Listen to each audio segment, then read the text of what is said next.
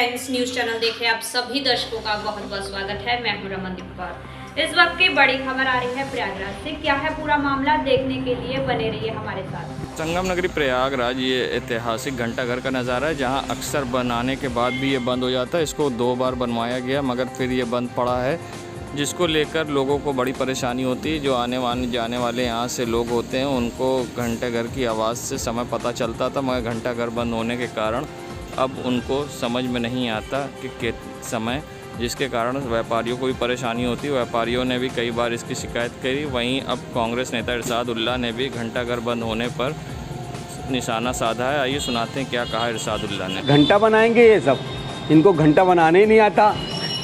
लगातार 3 मरते से ये खराब हो रहा है और ख़राब हो रहा है, फिर बंद हो जा रहा है। फिर हम लोग शिकायत करते हैं नगर निगम से और तमाम अधिकारियों से, इसको संज्ञान में लाते हैं, फिर कुछ दिन बनता है, फिर घंटा बन जाता है। तो ये पूरी तरीके से ये नगर निगम और तमाम इससे जुड़े हुए अधिकारी कुंभकर्णी नींद सो रहे हैं। जब तक घंटाघर बजेगा नहीं तब तक वो जागेंगे नहीं। अब इसको जगाने के लिए हम लोगों को घंटा बजाना पड़ेगा इनके विभाग में जाके, तब वो जागेंगे। अब हमको तो नहीं लगता है कि घंटा जागेंगे। क्या कहना चाहेंगे? हमारे ये मांग है कि तत्काल घंटाघर को दुरुस्त किया जाए, जिससे जो लोगों के आसपास के जो लोग हैं जिनके पास घड़ी ना होने की वजह से, जो फुटपाथ पे लोग सोते हैं, जो यात्री हैं, उनके पास घड़ी ना होने की वजह से वो घंटा जो बजता है तो कम से कम उन लोगों को ये मालूम हो जाता है कि हाँ आज समय इतना बज रहा है। हम ये चाहते हैं कि तत्काल घंटाघर को ठीक किया जाए, दुरुस्त किया जाए और सुचारू रूप से घंटा अपना समय विस्तार तरीके से बताता है। संगम नगरी प्रयागराज पहुंचे दिल्ली के डिप्टी सीएम मनीष सिसोदिया ने गोरखपुर में व्यापारी की हत्या मामले में सियासत हुई तेज। दिल्ली के डिप्टी सीएम मनीष सिसोदिया ने यूपी की कानून व्यवस्था पर साधा निशाना। कहा, यूपी में कानून व्यवस्था की हालत बेहद खराब। यूपी में सीएम योगी ने एयरपोर्ट के बाहर उत्तर प्रदेश नंबर 1 की होर्डिंग लगवाई है, लेकिन यूपी कानून व्यवस्था के खराब होने में नंबर 1 है। पुलिस की गुंडागर्दी से व्यापारी की हत्या कर दी जाती है।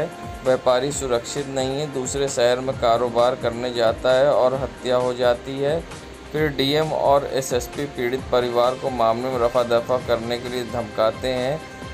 कहा, ये कि सरकार द्वारा कराई गई हत्या है।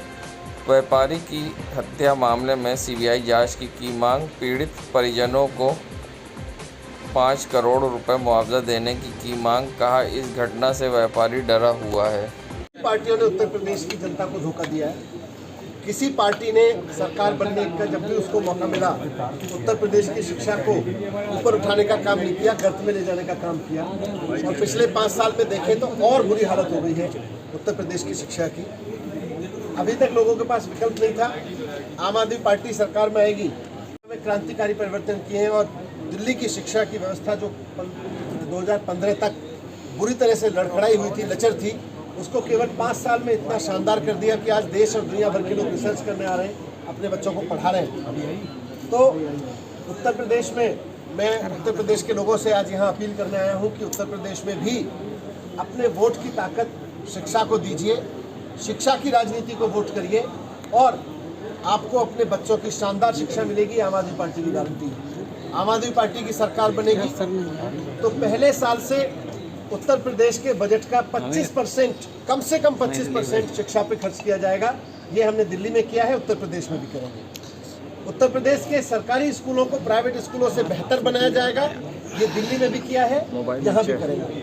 उत्तर प्रदेश के कॉलेजों को उनकी फीस को रेगुलेट करके, उत्तर प्रदेश के प्राइवेट स्कूलों की फीस को रेगुलेट करके शानदार बनाया जाएगा।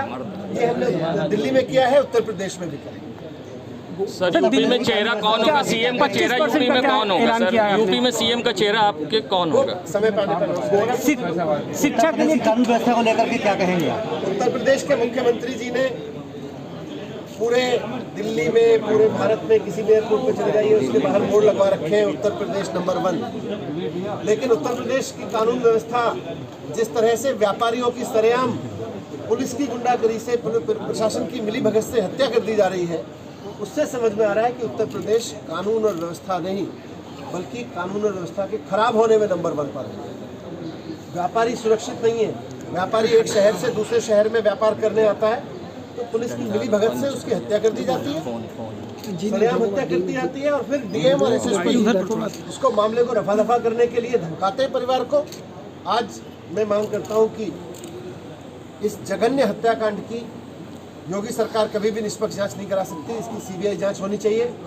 और साथ साथ क्योंकि ये सरकार द्वारा की गई हत्या है, सरकार द्वारा कराई गई हत्या है, एक व्यापारी की हत्या है, पूरे प्रदेश के व्यापारी वर्ग में इस बात को लेकर डर है कि हम किसी और शहर में व्यापार करने जाएंगे तो हमारे साथ ये होगा। सरकार उनके साथ खड़े होने के लिए पीड़ित परिवार को 5 करोड़ रुपए का मुआवजा तुरंत दे और इसकी जांच सीबीआई को दे।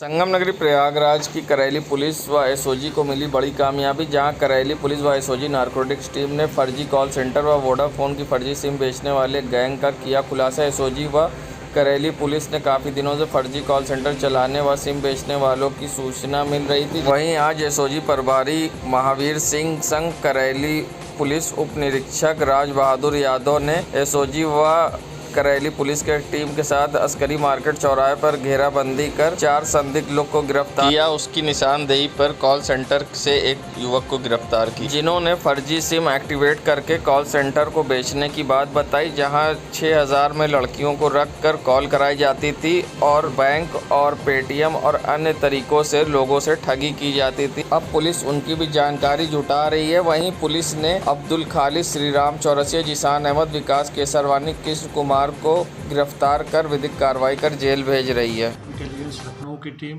सोजी क्राइम की जो टीम है इसके प्रभारी संजय सिंह हैं, उनके साथ में नार्को की टीम के महावीर ने क्राइम की अध्यक्षता में थाना करेली की टीम के साथ में ऐसे व्यक्तियों के गिरोह को पकड़ा है जो लोग नकली आईडी के आधार पर सिम बनवा लेते थे और वोडाफोन कंपनी से लोग सिम बनवाते थे। इस सिम को फिर ये लोग एक्टिवेट करके ऐसे लोगों को बेचते थे जो उनका साइबर क्राइम में इस्तेमाल करते थे। 5 व्यक्तियों को हमने गिरफ्तार किया है। अब्दुल खालिद, श्रीराम चौरसिया, जीशान, विकास केसरवानी और कृष्ण कुमार सिंह। ये भी ज्ञात हुआ है कि ये लोग कॉल सेंटर चलाते थे। 2 कॉल सेंटर यहाँ पर प्रयागराज में, फ्यूचर ड्रीम्स कंपनी और विश्वास बीपीओ डिजिटल सॉल्यूशंस। ये दोनों कॉल सेंटर नौजवानों को नौकरी के नाम पर ठगते थे, उनको नौकरी नहीं दिलवा पाते थे और ये लोग ठगने का काम करते थे। सम्मिलित प्रयासों से इस पूरी टीम का भंडाफोड़ हुआ है। इसमें आगे भी और जांच की जाएगी, देखा जाएगा कि किन किन लोगों को इन्होंने अब तक गुमराह किया है।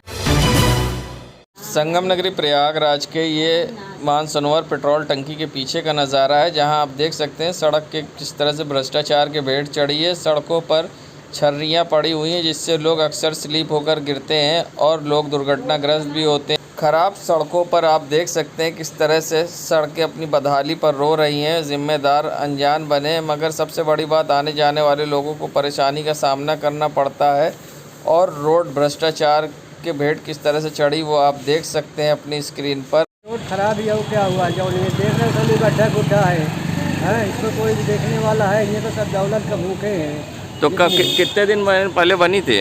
अरे कब से कब हो गए, 2-4 साल हो गए इसको बनने के लिए। परेशानी ये है कि हम लोग चलने नहीं पाते हैं, और क्या होगा, गाड़ी घोड़ा से भीड़ लग जाता है।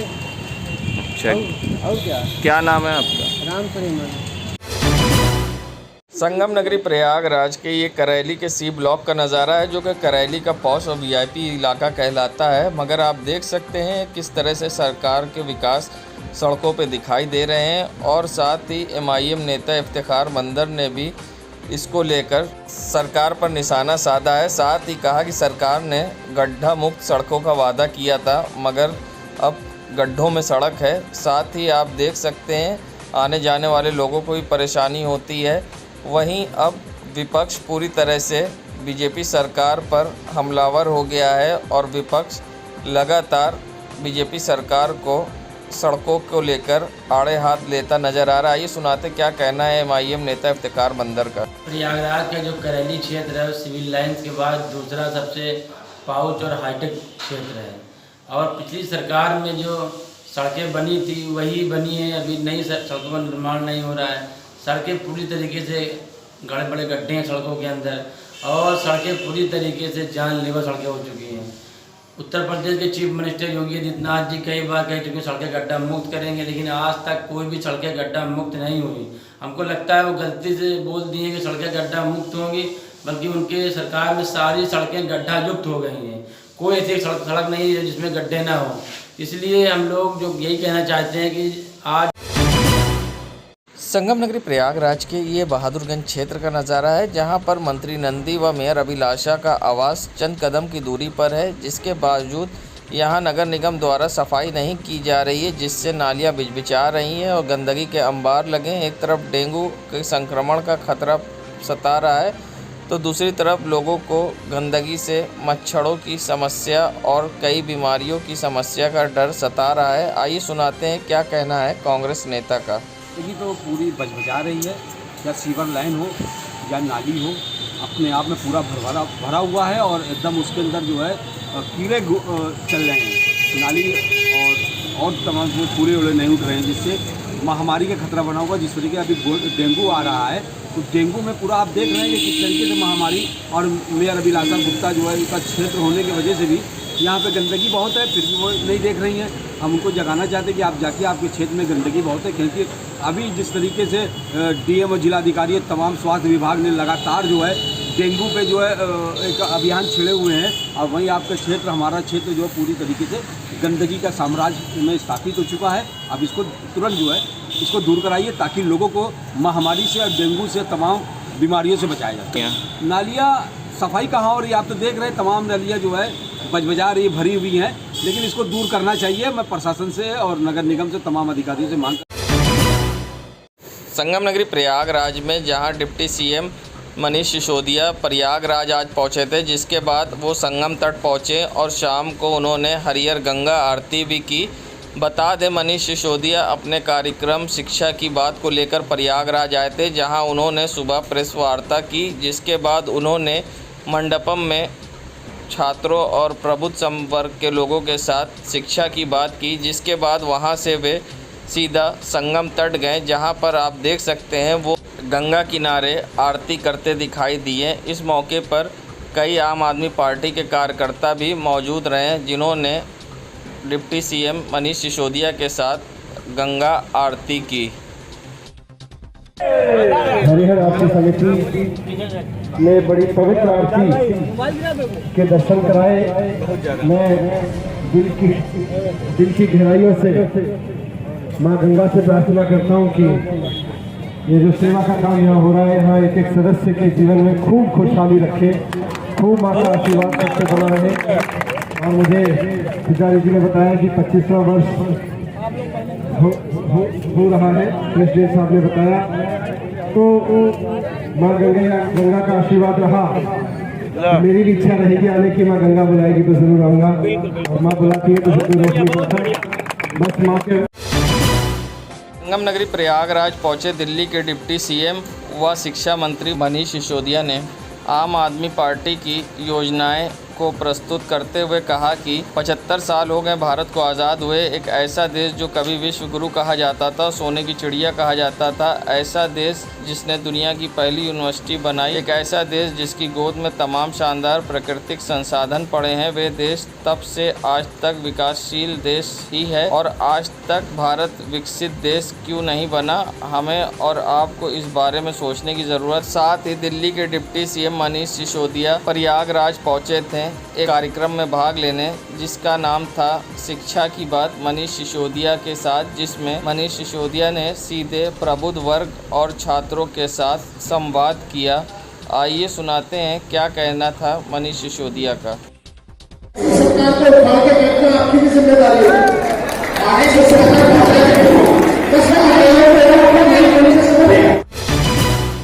संगम नगरी प्रयागराज के ये SRN हॉस्पिटल के सामने की रोड का नज़ारा है, जहां आप देख सकते हैं सारी स्ट्रीट लाइट किस तरह से दिन के उजाले में लोगों को रोशनी दिखा रही है, जिससे बिजली की हो रही है बर्बादी और लाखों रुपए हो रहे हैं बर्बाद, मगर नगर निगम बना अनजान। मगर आप देख सकते हैं दिन के उजालों में स्ट्रीट लाइट रोशनी दिखा रही है, जिससे LED भी ख़राब होती है और अक्सर सड़कों पर अंधेरा भी दिखता है। संगम नगरी प्रयागराज में सिविल लाइंस थाना अंतर्गत मिश्रा भवन पेट्रोल पंप के सामने लीकेज हुए CNG गैस की पाइपलाइन, सड़क पर मची अफरा तफरी। मौके पर DM समेत कई थानों की फोर्स भी, फायर ब्रिगेड गाड़ियां भी पानी छिड़काव करते हुए किसी तरह लीकेज गैस को मेन सप्लाई को बंद कराकर काबू पाया। डीएम, एसडीएम समेत कई थानों की फोर्स मौके पर पहुंची और बड़ी दुर्घटना होने से बची, जिसके कारण सतर्कता को देखते हुए बड़ा हादसा होने से टल गया।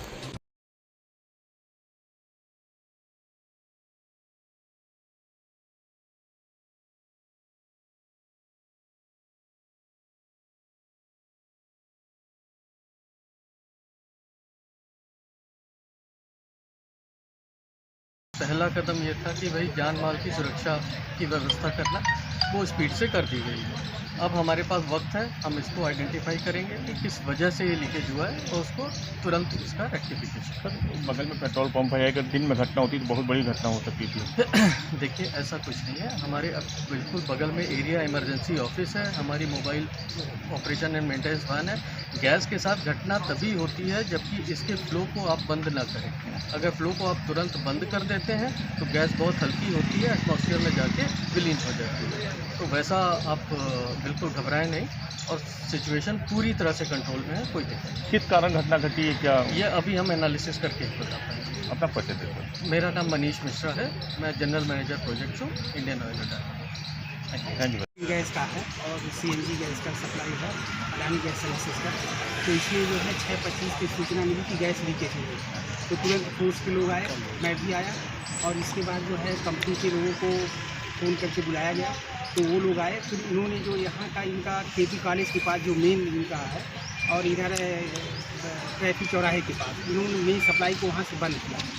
और इसके बाद जो पाइप के अंदर गैस थी उसको निकलने में करीब 25-30 मिनट लगे। अब पूरी तरह से गैस निकल गई, कोई खतरा नहीं है, सब एकदम नॉर्मल है और कंपनी के लोग लगे हुए हैं लीकेज को ठीक करने में। मेरा अनुमान है कि 1-1.5 घंटे में लीकेज ठीक हो जाएगा। कितनी बड़ी लापरवाही हो जाती है सर अगर यही चीज़ें 8, 9, 10 के बीच का मामला होता तो? बिल्कुल सही कह रहे हैं। अगर ये दिन के समय में होता तो कोई घटना हो सकती थी, लेकिन चूँकि ये सुबह का टाइम था, ऐसे समय में कोई घटना नहीं हुई। ये बहुत ईश्वर का शुक्र है कि सब लोग सुरक्षित रहे हैं।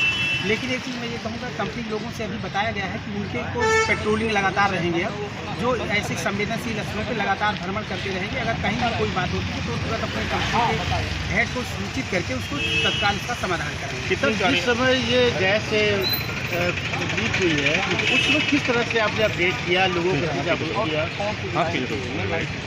हाँ, मेन लाइन ही समझिए, क्योंकि जो केपी कॉलेज से इनका आया है वो मेन लाइन ही इनका है। लेकिन जैसे ही लीकेज की पता चली तुरंत अधिकारियों को बुला करके इनको और लीकेज को सही कराया गया, वहाँ से बंद कराया गया। अब पूरी तरह से नॉर्मल। कितनी फायर ब्रिगेड गाड़ियाँ लगी इसको काबू करने? फायर ब्रिगेड की 1 गाड़ी लगी है और 3 थानों की फोर्स है और पर्याप्त फोर्स की व्यवस्था है। रूट जो है डाइवर्जन किया गया है, 2 तरफ से ट्रैफिक को रोका गया है। जैसे ही इनका ये कंप्लीट हो जाएगा, रूट डाइवर्जन रोज खत्म करके ट्रैफिक बहाल कर। अपना परिचय देते सर? मैं अपर नगर में स्थित ड्यूटी प्रयागराज। देश दुनिया की खबरों के लिए world media times news channel को सब्सक्राइब करें।